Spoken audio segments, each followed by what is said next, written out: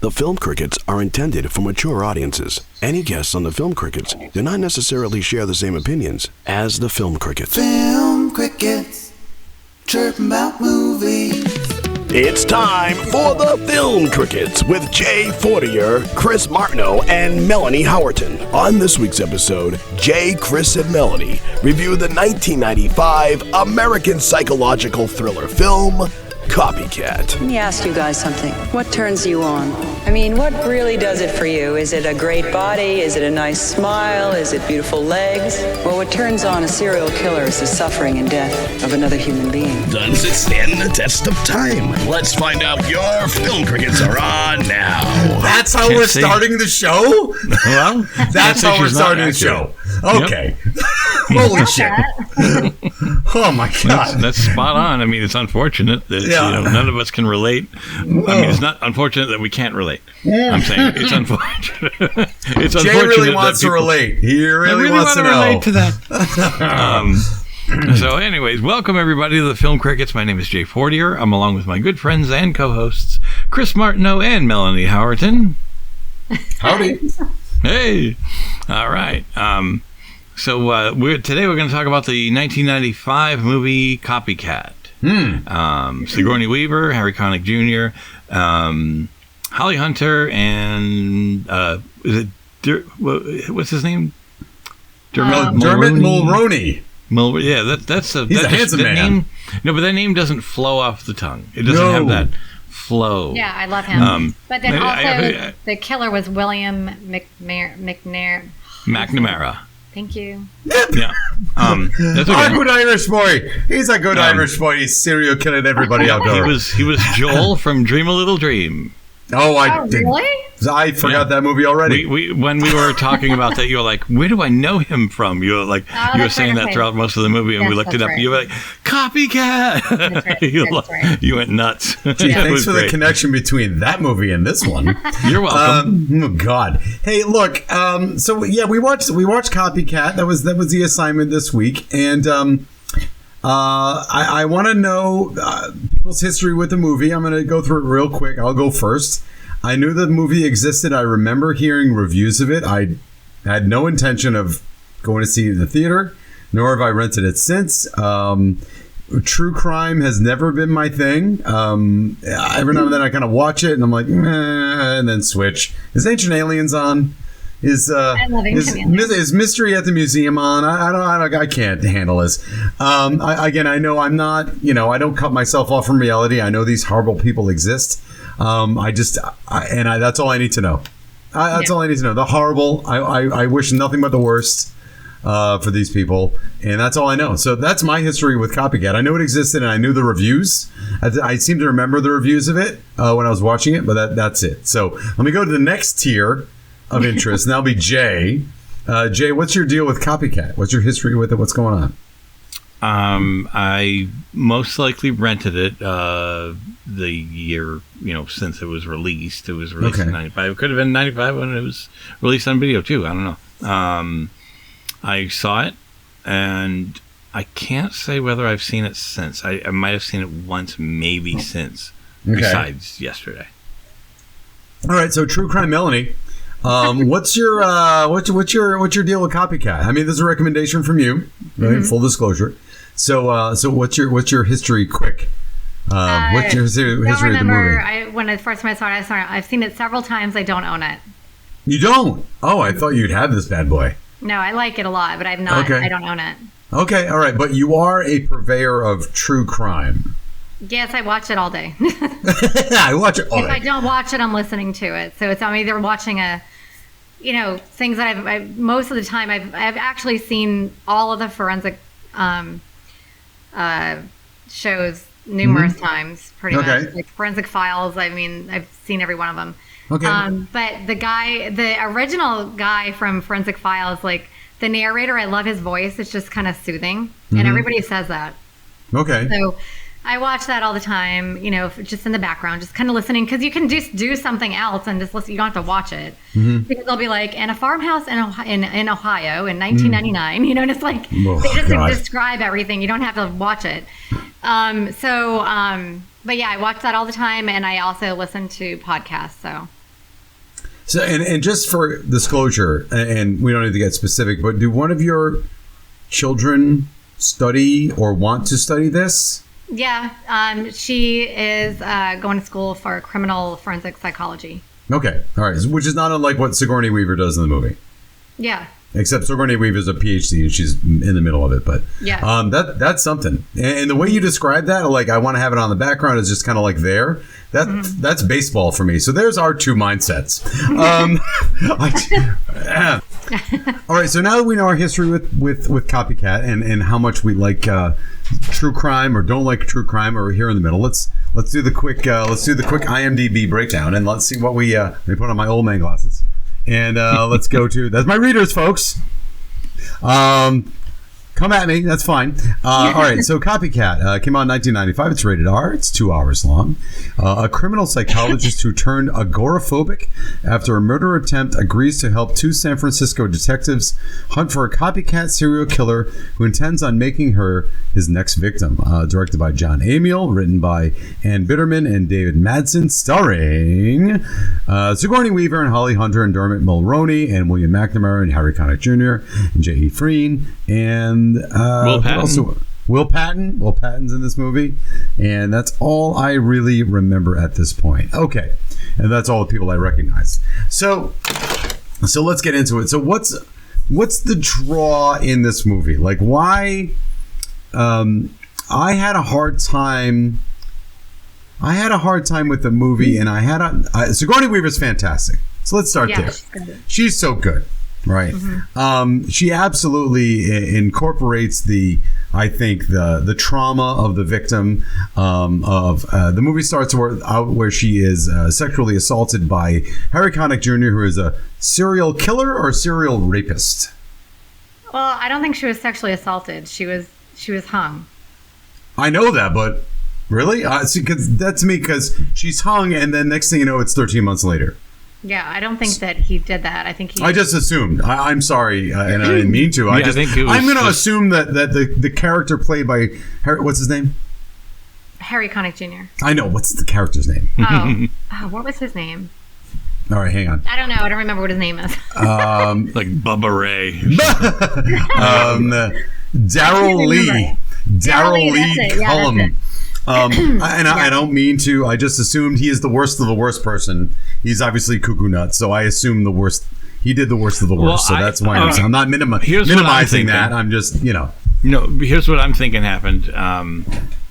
He had her hung up in the stall, like by the wire. Mm-hmm. She's sort of hanging on the toilet too, so she's not completely hanging.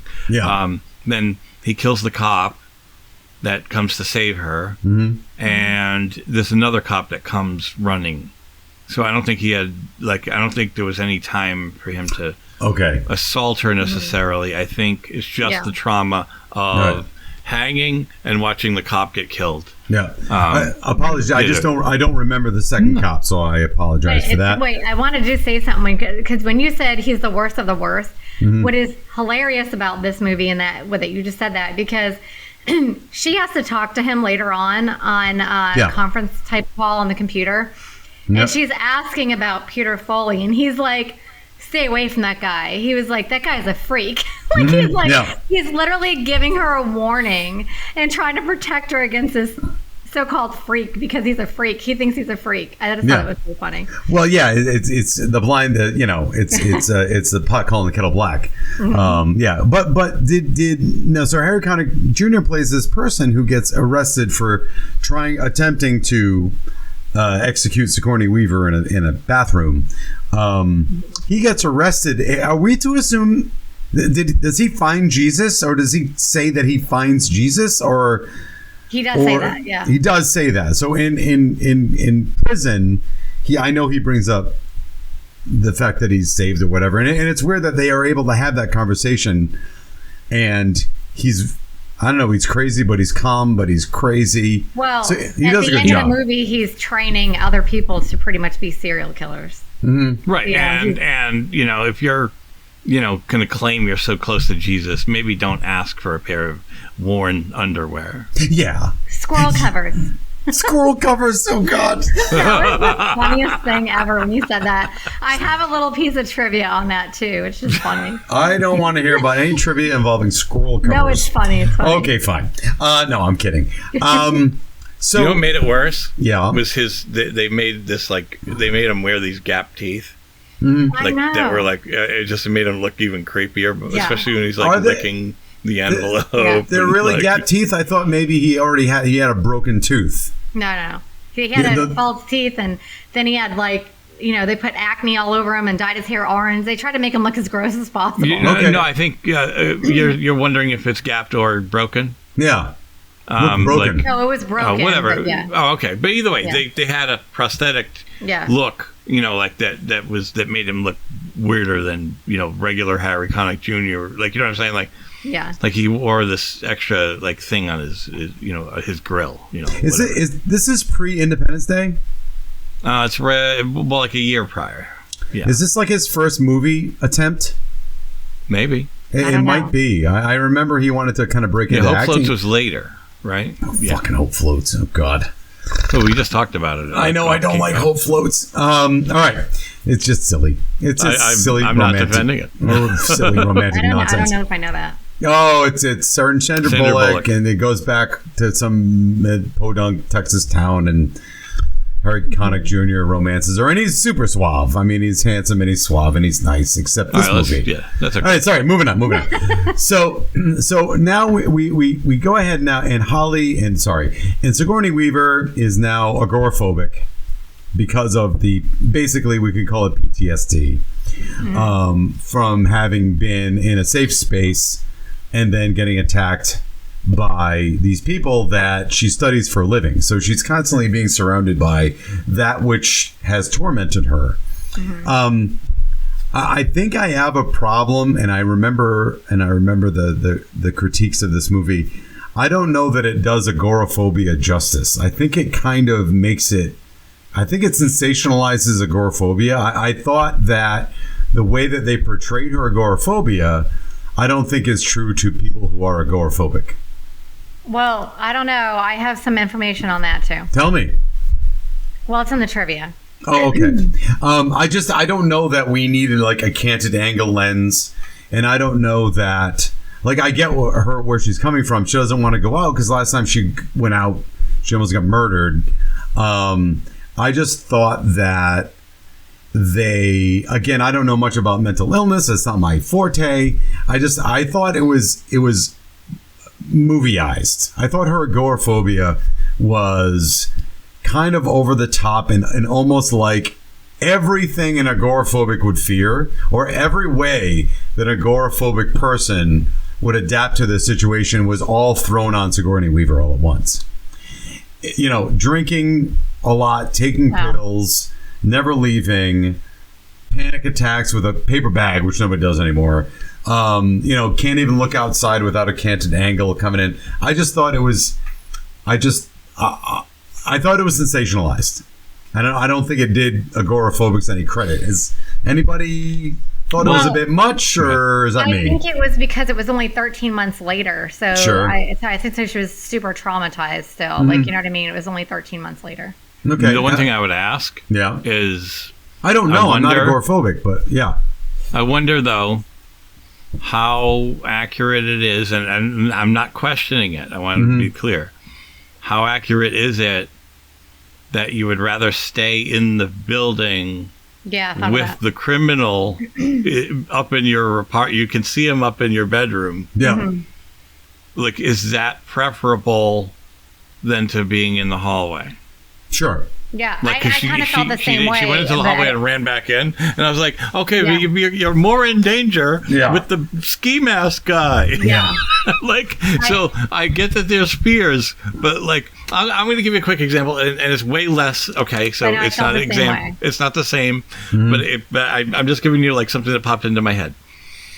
I had trauma when I was a kid with a Yellow Jacket, a couple of different occasions in a row that make me petrified of wasps. Sure. Okay, to this day. One stung me inside the mouth. The other one stung me in the back of the neck a week later. Okay.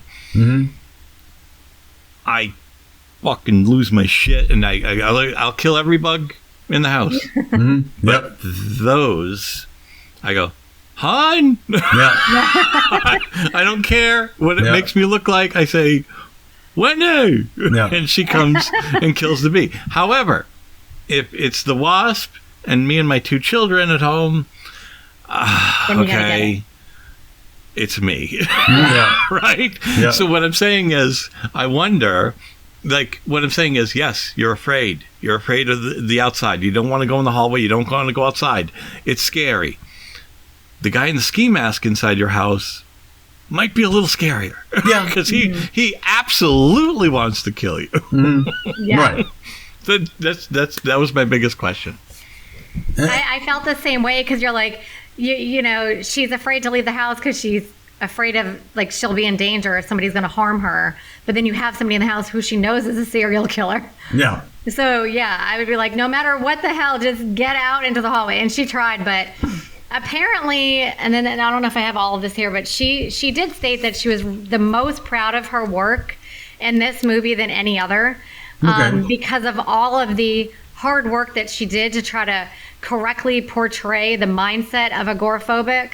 Okay. And she actually talked to many psychiatrists to kind of get into the mindset of how they actually feel and what they would be seeing or feeling, or, you know. So that's just one thing that I have on it. But that's why I don't want to. I don't know. Like, I can't come from the place. Well, I'm an agoraphobic, and what she's doing is bullshit. I mean, I felt like it was almost like a mixing, a melting pot of all the possible things that you could possibly do. And by the way, I don't know if anybody is a Scotch drinker or a whiskey drinker here. She drinks a lot of Scotch, or whatever that brown liquid is that she's drinking, and I know that's to dull the pain. I know it's so that she doesn't. It's not a healthy way to deal with her fear and trying to forget the things that happened to her. But I don't know. I hope I never get to the point where I can just constantly drink Scotch and still function. Yeah, like, because, you know, I'm just saying, I got a limit, and I'm like, what? And then I just pass out. But she can still conduct an investigation online after having a bottle of Scotch a day. I hope I never get to that point. That's all. And I never will. Too. And the pills. Yeah, she had her pills too. Sigourney Weaver's character and Jim from Witchboard go on a drinking contest. Whole bottle of Jack Daniels. Half a bottle of Jack. Well, and apparently too, it said that she actually consulted with the leading forensic psychiatrist, Park Dietz, and he's the one that actually interviewed Jeffrey Dahmer. Oh, all right. Well, and she did a lot of research on, like, this lucky whole bastard. I know, man. That'd be a great job. So, tell me what it was like when you put all the parts in the fridge. Oh my god. So, what the interesting part about Copycat is that we have an agoraphobic, but unlike Rear Window, and Jimmy Stewart was not an agoraphobic in Rear Window. He was just stuck in his house with a broken leg, looking through the binoculars. But she can't go out, but she has Sigourney Weaver has this new tool called the internets, to which she doesn't have to leave her home, right? She can do everything. She's got her assistant or roommate. I always thought it was her roommate and / best friend, but now I'm not sure. Okay. I think it's just an assistant. It's something like, just somebody who helps out, but he's not always there. Yeah. Yeah, no, I wasn't sure. I wasn't sure if he wasn't always there because he went out that one time. But that's the other thing. When I knew when she knew that he was going to do a Dahmer, automatically she should have been immediately worried thinking about him. Her gay best friend. Yeah, exactly, because he's out to get her. He wants to do as much pain and suffering to her as possible. So why not kill her best friend who's gay? So I would have thought immediately she would have been like, we need to try to get a hold of him right away. We need to try to protect him. You know what I mean? Like when she figured out what was happening. But I just, to get back to the agoraphobia bit, now that we're at the beginning of the internet, she's got in her house, she's got 3 computers. Yeah. Right? Because nowadays, like back then, I should say, they didn't have enough computing power to do what you need to do in one. So you need to have 3. And we saw this in The Net with Sandra Bullock. She had like 5 computers to do the things that she needs to do, and now we can do it on our phone.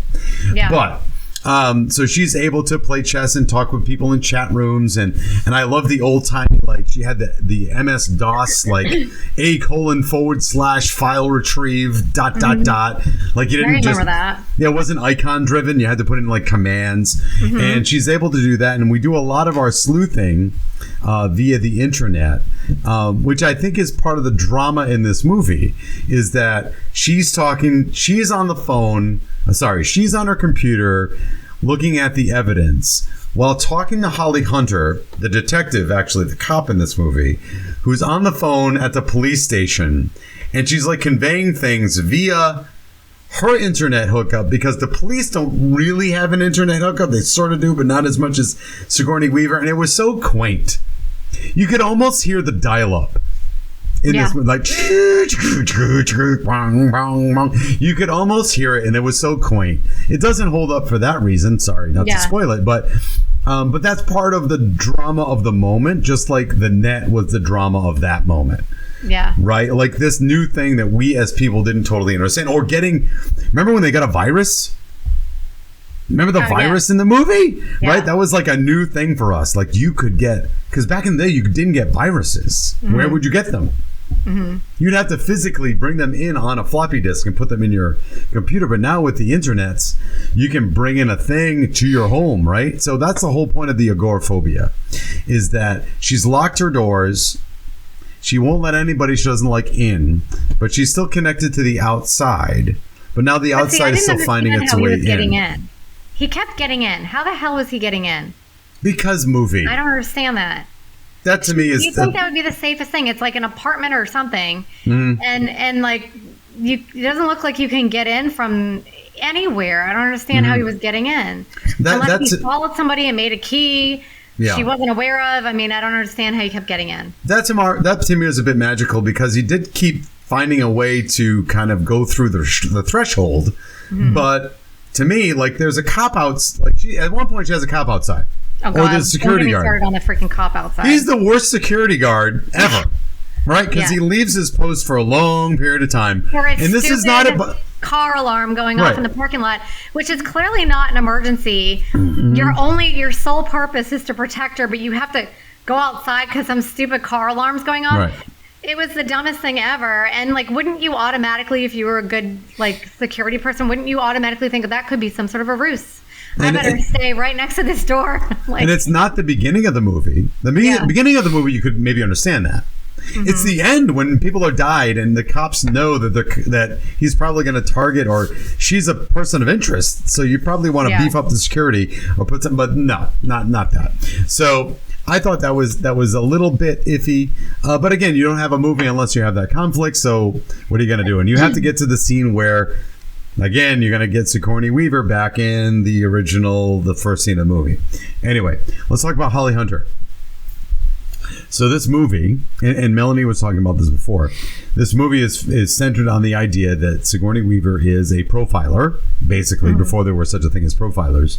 And the profile is that serial killers are white men between, 20 and 35? Yeah, I think that's what she said. Well, yeah, 20 and 35 years old. And that the reason that they do what they do is to put themselves in a position of power. It's not so much that they want to kill people, it's just that they want to feel better about themselves and put themselves in a position of power. So she is pushing against the boys' club. So Sigourney Weaver is in this, she's pushing against that serial killers are a boys' club, basically, and they're in it because they, for whatever reason, they feel as though they either have mother issues or whatever issues, and I want to talk about the real serial killer in this movie, what his deal is. But so she's saying that we are women pushing against the boys' club that want to murder us. It's and true. Then you get I fully absolutely. I am not. That is absolutely 100%, 1,000% true. But then we get Holly Hunter, who is the tough cop, but in the boys' club, right? And she is trying to make she's very small statured. She's so little. Doesn't have much of a sense of humor. Not that she needs to have one. She doesn't crack a smile once, and nor should she. She seems to have a kind of an iron front all the time. And to me, that's kind of the one of the subtexts of this is that she's also in the boys club.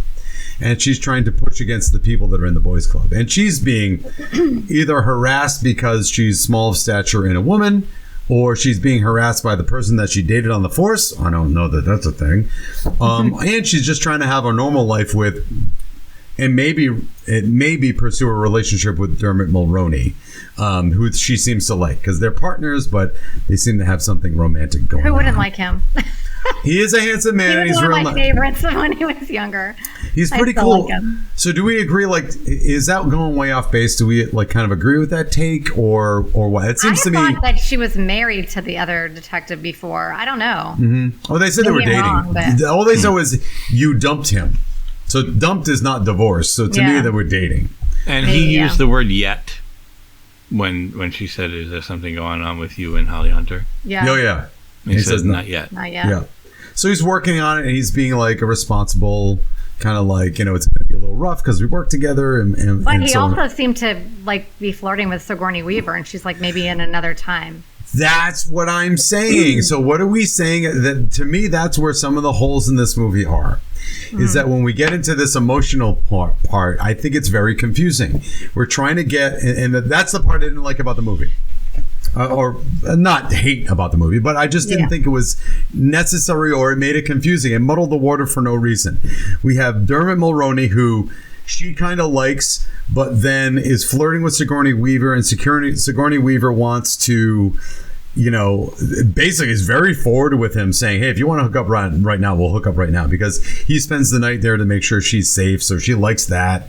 And what's her relationship with men? Like, she just likes any man that makes her feel safe? Is that good?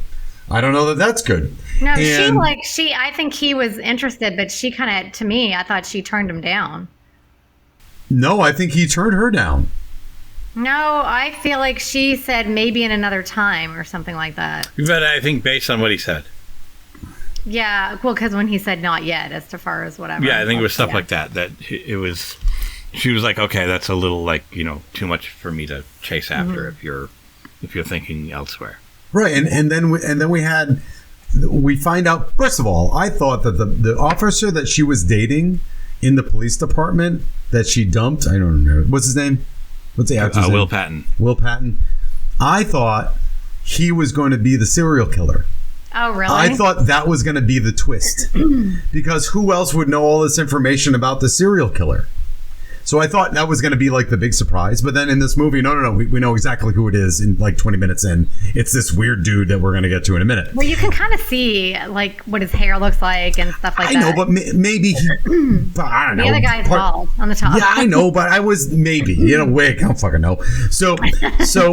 And then in his own house when no one can see him. I don't think, Melanie, it's a movie. So anyway, but that's what I was thinking, because to me, he was creepy enough.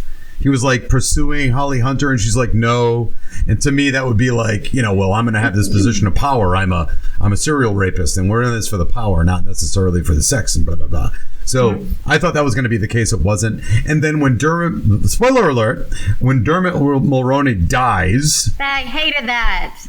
It was unnecessary. And there were so many mistakes that they all made with that. Yeah. Oh, my God. And it was kind of an unnecessary plot point. He didn't necessarily have to die. And to me, that's the weak part of the movie. It was filler. And then we have to have this moment where the ex-boyfriend in the police department says, you know, there were times I wished he were dead, and now he is, and now he feels bad. And all of that is unnecessary. Yeah. All unnecessary for the movie. It was just filler, I don't like filler. Make it an hour and a half and forget about all that. It was unnecessary. When Dermot Mulroney is being held hostage, why did he hold on to the donut box the entire time? Valid point. I'm just curious. Because he was so nice to the guy, being like, he goes to uncuff him. Hey, you want a donut? And then the freaking asshole goes and kills him. It's like, right? No, but like he's like being held hostage, and the donut box is still remaining. That would be like the first. I'd be like, stop the donuts. Well, I don't know donuts. First of all, what is that guy hoping to prove to begin with? Like she already shot him in the shoulder, which was her mistake. So she shoots him in the shoulder. He's down. Nobody kicks the gun away from him. Nobody runs over there until it's too late. No, they're just all standing there. But like, what the hell does that idiot think he's going to prove? He is surrounded by cops. Right now, he's just in there. and he already made a mistake, and he's going to be in more trouble now because of that. But what does he think is honestly going to happen to them? They're either he's going to go to jail for the rest of his entire life, or they're going to shoot him dead right there. So what is the purpose of him actually getting up and then shooting him for no reason at all? Stupid. He can't get out. He was trying to get out. Yeah. I think they wanted us to just, go. Yeah. Yeah. Which I think they wanted is that. Which I don't like. It's unnecessary. Okay. Well, let me say something now. I know this is totally another thing, but like, what? When Sigourney Weaver, this has something, it's totally different. It's not what you're talking about, but it's just another weird thing. So when Sigourney Weaver, after they leave, and it's like nighttime, obviously you can see it's nighttime, and she takes a shower, and she goes in her, closet, and she pulls out, which looks to me like a dress, lays it on her bed, well, to go take a shower or whatever. Yeah. She comes back, and that red dress is laying on the bed. Yeah. First of all, why are you? It's got to be a dress because your nightgown's not going to be hanging up in a closet and it looked like a dress. Mm-hmm. But so why is she putting on a dress before she's ready to go to bed? Second of all, why in the world would you have not thrown away that dress? Thank you. The red dress, because that red dress you would do nothing but remind you. Yeah. Yes. I mean, that is going to be a trigger for anybody who sees that, especially that was such a traumatic event in her life that it turned her into agoraphobic. Mm-hmm. But you're going to have it hang in your closet, not even in a bag wrapped up or pushed to the side where you're not going to see it or whatever, but it's right in the middle. So and it's every the only day red when dress. you get your clothes, well, every day when you get your clothes, that would set off a trigger, and you would think that you'd have a panic attack. Right. That's because they had the ending of the movie written when they wrote the beginning of the movie, and the only way you're going to get to the end of the movie is if you still have the red dress, so she still has to have it, which is silly. Yeah. Well, but he could have just put a red dress on her. Sure. To recreate the scene. I'm saying, like, if he was just like being that studious. Yeah, and it's an ugly dress. Throw it away. Well, it's 95 now. It's 95. So that's the first thing I thought of. Yeah, this fashion is nonsense. Yeah, this fashion is so not of the time. Fashion means shit to me, man. Yeah. So the thing I want to ask, so we have this new serial killer who's being the copycat, and the reason it's called Copycat is because he's doing the verbatim to the detail of all this stream of serial killers, and just recreating all of their crimes down to the crime scene. By the way, I recognized all the crime scenes. All right, you might need some help. I'm just throwing it out. No, I'm just throwing it out there. I've seen the movie before, but I already knew what he was doing. I'm just throwing. But it's my husband too. I said right now he's doing the Boston Strangler, and then I was like later on I was like I'm pretty sure those are the Hillside Stranglers. All right. For the record, and I know that's going to be impossible, probably would never happen, but please don't invite me to Thanksgiving because that'd be frightening. So we don't play Forensic Files on Thanksgiving. I'm just kidding. So I guess the question is, so we have this new serial killer who's obviously a maniac, worse than Harry Connick, because he's willing to do all these other things. And we meet him the first time, which I think is a great scene. We start in a very flowery bedroom. I'm going to get to that in a minute. And then we see him descend floor by floor into his little dungeon with the lock. And as we go through his house, we see that the decorum is getting from clean to a little dirtier to a little darker until eventually we're in basically his little medical chamber hellscape. And I'm sorry if I wasn't paying attention. Who is that person that he's talking to watching the talk shows with the puppy? Is that his girlfriend or is that his mother? That's his mother? It's not obvious, though. It's not. It could have been his girlfriend. No. But his mom, right? It was mom? Yeah. No, but I'm saying, it's not like he said mom, and she didn't look like that's why I'm asking. Much older than That's why I'm asking. That's why I'm sorry. That's why I'm asking. Yeah, but she didn't look that much older. No. Yeah. But she had her hair dyed. There was some roots. There was some, what do you call it? Gray. Some grays and whatever. So she's trying to make herself younger. Obviously, she's infantilizing.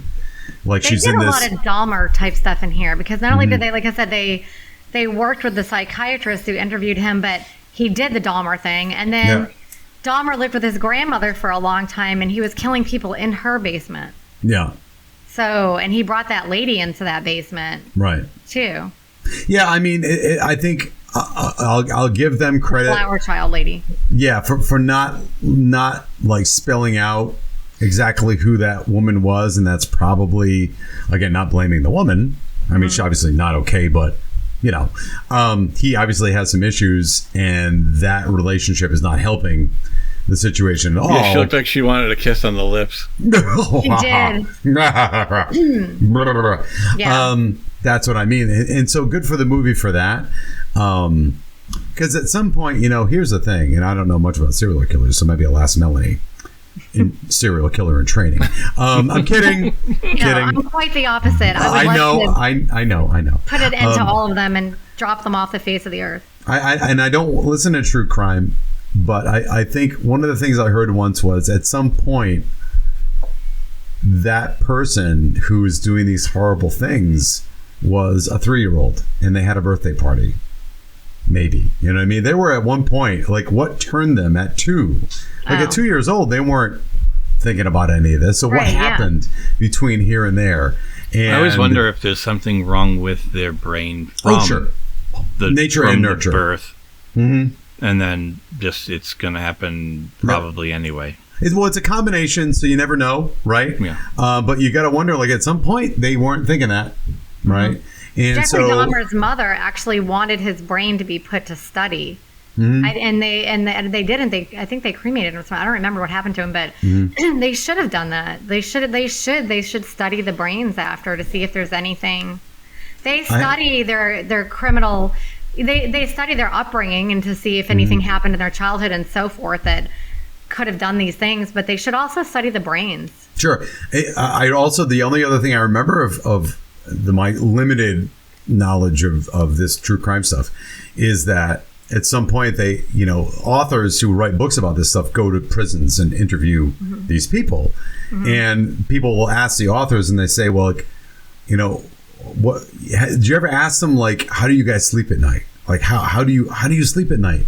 And whenever the authors would ask the serial killers that, they say very well, because they don't have any remorse or empathy at all for what they've done. Yeah. And that is got to be that's a brain chemistry thing. There's no way.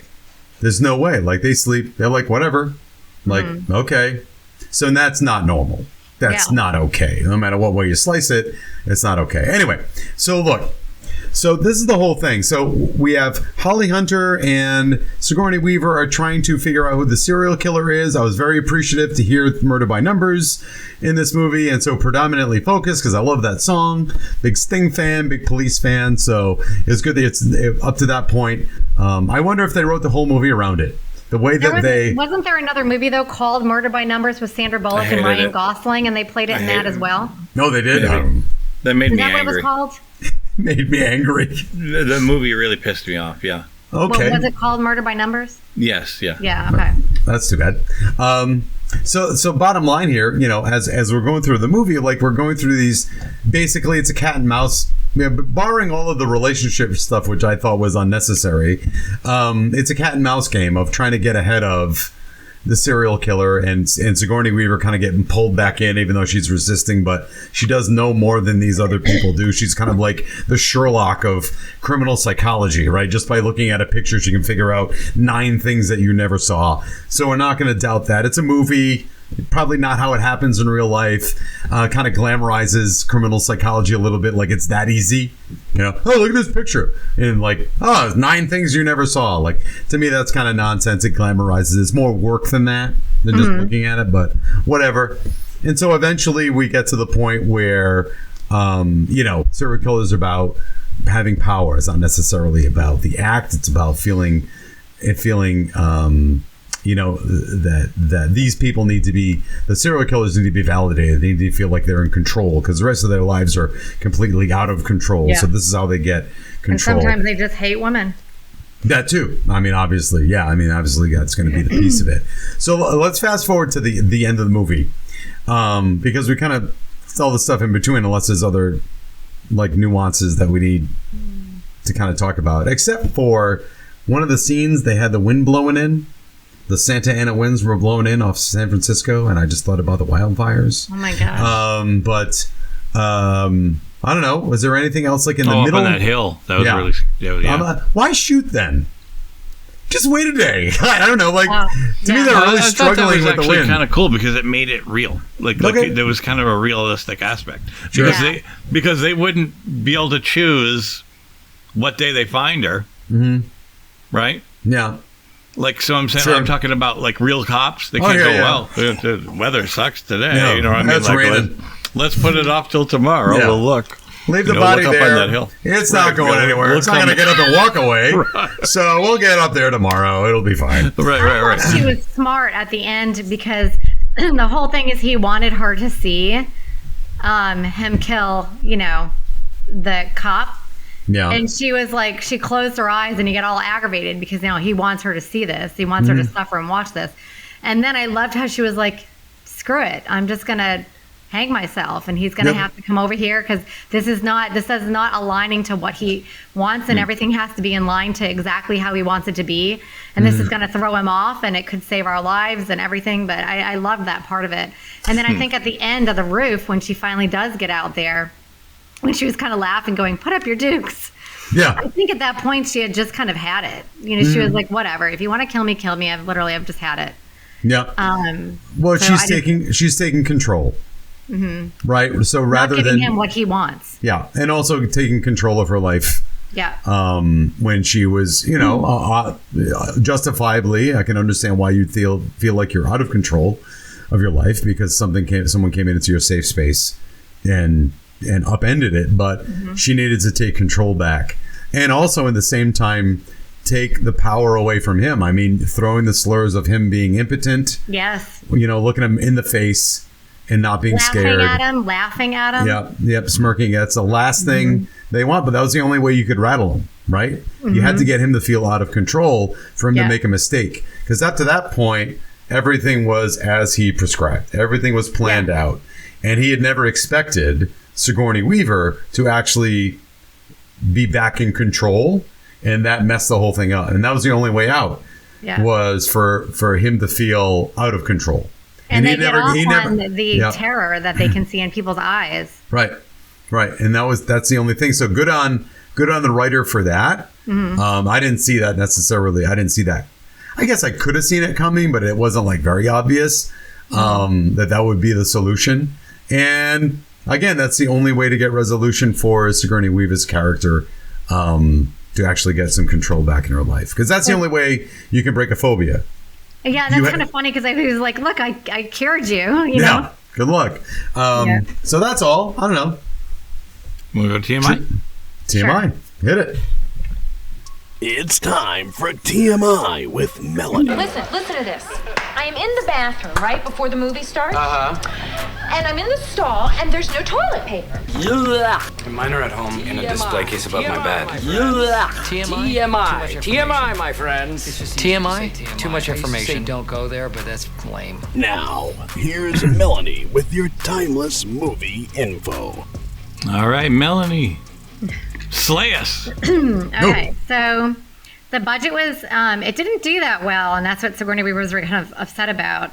But the budget was $27 million, and it grossed $79 million. She did say that she kind of felt like at the time when this movie came out that there was a lot of other kind of scary movies at the time, more thrillers, so it kind of got lost in the shuffle. Sure. All right, so Harry. I don't think you got a lot of promo. Yeah.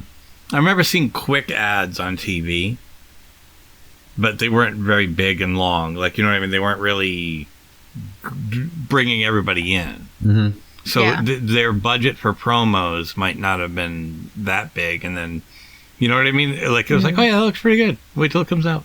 And I don't remember seeing any, really, at all. Like, at all. Yeah. Harry Connick Jr. spent weeks watching documentaries on serial killers. Oh, God. For his role. Jesus. Holly Hunter hung out with several homicide detectives in downtown LA to help her get into character. Harry Connick Jr. was asked to come up with a slang term for women's panties. Oh, my God. Ended up being squirrel covers. I cracked up. I still Wait a minute. That's hysterical. When he says that. squirrel covers. And she goes, I don't understand. Like when she was like, I don't understand what you're talking about. And then I took her a minute to try to figure out what he was talking about. But this is funny. So, you know where he heard that expression from? His brother-in-law. Oh, of course. All right. Which was funny. That's where he got it from. Okay, the bathroom scene took 8 days to film. Yeah, I was thinking that. I'm like, they probably shot this shit for a week. Yeah.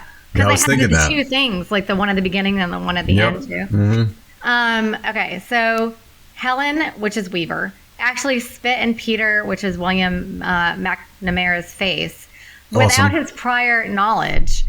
From rehearsals, his reaction of shock and even anger in his face is actually quite real.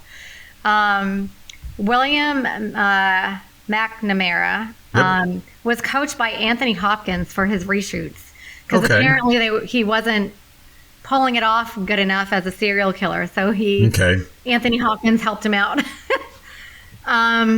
When Sigourney Weaver lures the serial killer to come to her, she whispers "kitty, kitty, kitty," which are the same exact words she whispered in Alien. And some of the piano chords in the final credits soundtrack resemble the same chords from Alien as well. Okay. Sigourney Weaver and J.E. Freeman later appeared together in Alien Resurrection in '97. Weaver and John Rothman appeared in Ghostbusters but did not share any scenes together. Weaver's stunt woman actually had her nose broken in a fight with William McNamara. So he broke her nose, stunt woman. Oh, Jesus. Well, that's crazy. He's doing his job a little bit too well on that. Yeah, well, that happens a lot. Yep. Yeah. The captain says to MJ that he has, Jay, you might recognize this. The captain says to MJ that he has worked on the Zodiac case, and Dermot Mulroney, am I saying that right? Yep. Yeah. Like I said, it doesn't flow. The name does not flow off the tongue. No, it doesn't. He later actually played the captain in the movie Zodiac in 2007, which, by the way, is one of my favorite movies. Oh, of course. It was done really, really well. That is one movie that was just done so well, and the actors were so good in it. I loved it. It's David Fincher, the same guy that did 28 Days Later. They did a good job on that. Mm-hmm. And 7. You've seen it, right, Zodiac? I have not. Maybe once. God, you got to watch that. Okay. A cutscene shedding light on Peter's childhood was on the end credits. The child actor who played Peter is still there. So basically what I'm trying to say is that like there was a cutscene shedding light on Peter's childhood. Okay. And then at the end of the credits, you can still see the child actor that they didn't take off. They didn't remove it. All right. An early version of the script, Peter Foley would capture Helen and hold her in the university where he reveals that he was a disgruntled former student of hers. The final scene would take place in the auditorium where Foley would give a lecture to Helen, complete with a projector, just like in the beginning of the movie. The ending was meant to give more of a personal motive for Peter to specifically target Helen. Although this climax was scrapped and there's still a trace of the abandoned subplot, because if you see the beginning of the movie, you can see Peter Foley is one of the crowd, and he actually is one of the guys that stands up when she says, "Stand up if you're of this age," whatever. Yeah. Did you catch that in the beginning? Yeah. Yeah. Mm-hmm. And yet another ending. He was in the beginning? Mm-hmm. Yeah, he's one of the guys that stood up when she was like, basically like, one of these guys could be a serial killer. Yeah, he was like, he stood up. And yet another ending was shot and shown to a test audiences where Inspector MJ was kidnapped instead of Helen by Peter Foley and taken to the school for Helen to rescue. But that did not play too well for test audiences given her severe case of agoraphobia. Yeah. She would have called the police. She would never have been able to leave the house. Well, especially the fact that she would rather remain inside of her apartment with a serial killer than to go in the hallway. Yep. Exactly. Yeah. All right. So in Canada in 1995, there was a recent attack on 2 girls, where one died, and the similarities between the film, Peter Foley, and the real life Abbotsford killer, whose name was Terry Driver, were enough for local law enforcement to grow concerned about fueling Driver or panicking the public, and so the movie was banned in most of the theaters in Canada. So apparently, like, there was a serial killer that was kind of like him, and so they had to take the movie down. Wow. That's it. Oh, that's kind of inspired too many people, eh? Perhaps we should go see the Maple Leafs. Or I think it's hockey night in Canada. Maybe we'll do that instead. Before we get to Final Judgment, I finished the movie and it ends on credits with a close-up of Harry Connick Jr.'s weird face. And tongue licking an envelope. Staring into camera. And usually so I have a question. Usually I watch all the credits of things. Not even like from a Marvel like cutscene thing. I just watch all the credits. I don't know why. I just do. That doesn't go through all the credits, right? Eventually they fade him out. Okay. Yeah, Imagine that right to the end where they talk about the ASPCA and the Teamsters and filmed in San Francisco, and it's still his fucking face. It would be worse if they did it for like 2 minutes and he didn't blink. Yeah. Keep going, Harry. Okay. All right. God. All right. Well, let's hear about scroll covers. It's time now. It's still funny. For Final Judgment. Are you ready to rubber stamp this bitch? Here's the Final Judgment. Unfortunately, a lot of characters in this film got Final Judgment. That's true. Yeah, a lot of judgment. Yeah. So we're talking about fact, not opinion. Yep. But opinion, not fact. I don't know. It's up to you.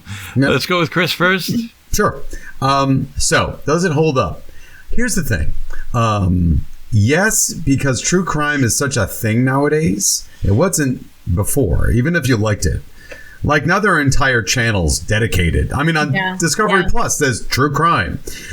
So this is like a thing that people just like to watch. And I've seen, the T-shirts that say, true crime and chill.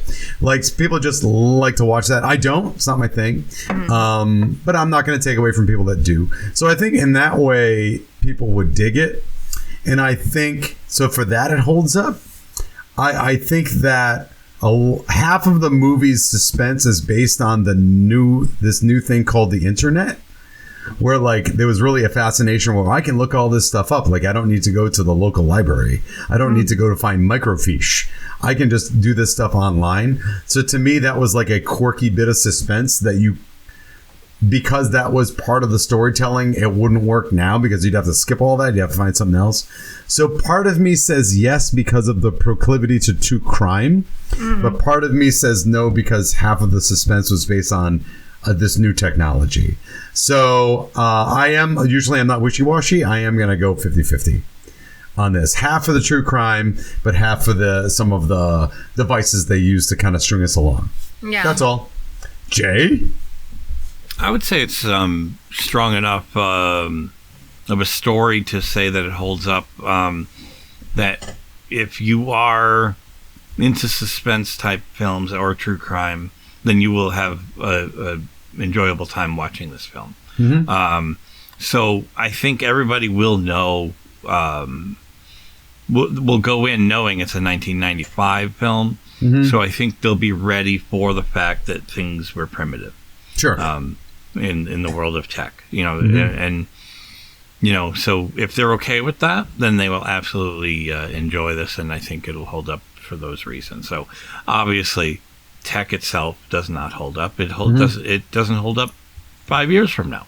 True. Like today's tech, people would be like, "You did that with your Apple Watch?" Yeah, You know what I mean? Like I knew that shit in my eyeball.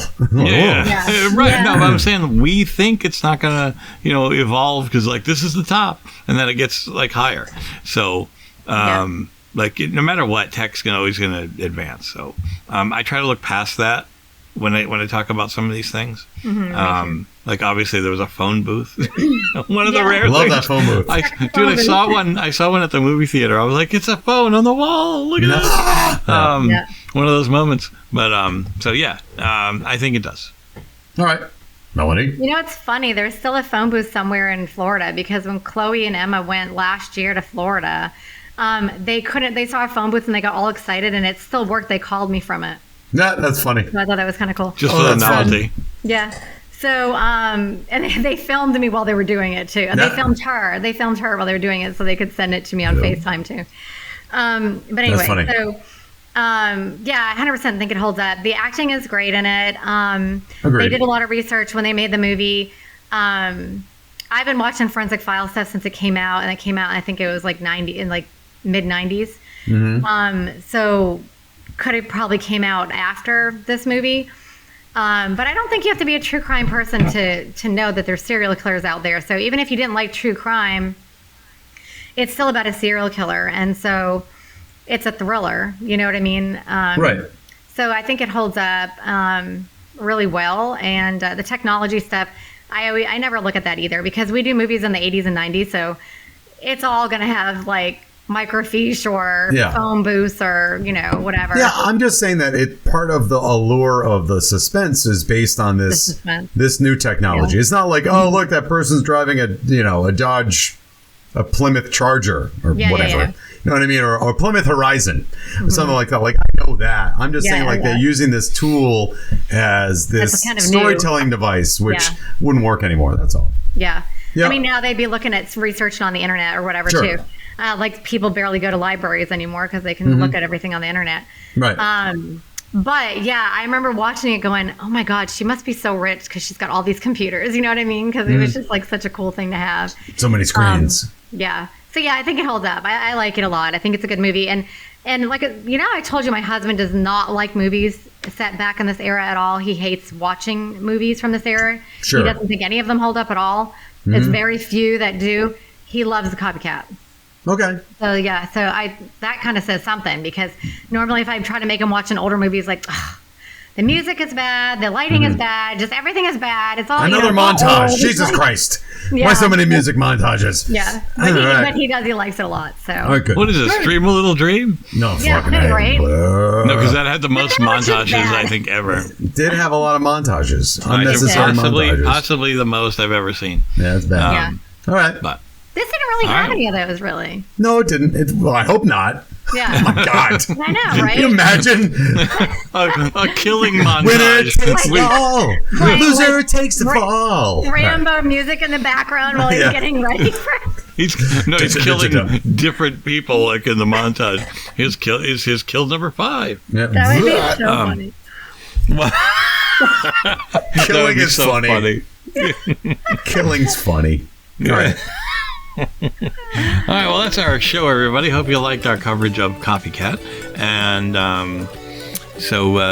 that's about it. I like to never tell you what's coming next, because sometimes that changes. So I will just say I'd like to thank Steve Lavoie for our vocal imaging and Draco and the Malfoys for our theme music.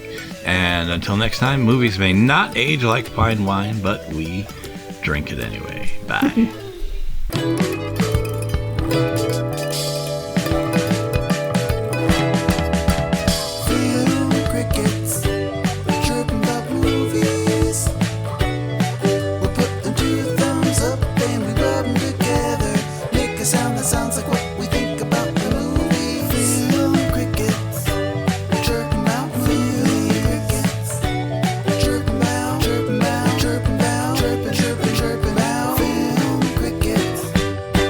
About movie.